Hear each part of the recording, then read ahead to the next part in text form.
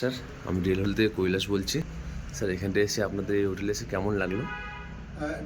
এই হোটেলটার যেটা পজিটিভ দিক সেটা হচ্ছে এই হোটেল থেকে দুটো তিনটে বাড়ি পরে একটা রাস্তা আছে, যার শারীরিক সক্ষমতা খুব ভালো।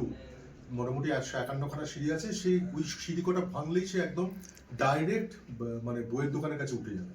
এটা খুব মানে ম্যালের বইয়ের দোকানটার পাশ দিয়ে উঠবে, এটা খুব ভালো। যদি সে নাও পারে তাহলে আরেকটু এগিয়ে গিয়ে মোটামুটি 7-8 মিনিটের মধ্যে সে ম্যালে পৌঁছতে পারবে। এটা হচ্ছে ফেরি বে পয়েন্ট।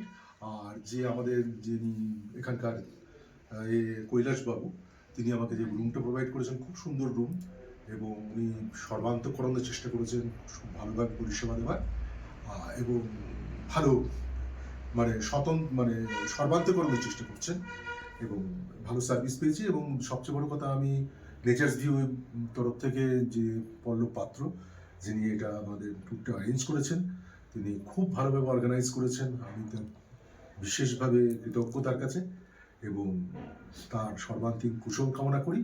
এবং খুব ভালোভাবে অ্যারেঞ্জ করেছেন, গাড়ি অ্যারেঞ্জ করেছেন, এই হোটেলগুলো দিয়েছেন। আমরা প্রায় পেলিংয়ে থেকে লামাহাটাতে ছিলাম, শিটংয়ে ছিলাম, এখানে আছি।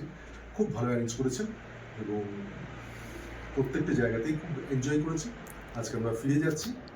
আমি মনে করি আমার ফ্যামিলিও খুব ভালো মানে এনজয় করেছে, এবং ডিএলএফ এবং ওনার সর্বাধিক শুভকামনা। একটু ম্যাম, এখানকার খাওয়া দাওয়া কেমন?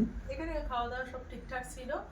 সবই মোটামুটি পরিষেবা যা চেয়েছি, যেরকম চেয়েছি সেগুলো পেয়েছি।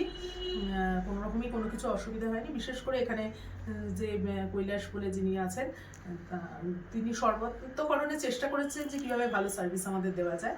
সুতরাং সেই দিক দিয়ে আমরা খুব ভালো। Thank you ma'am.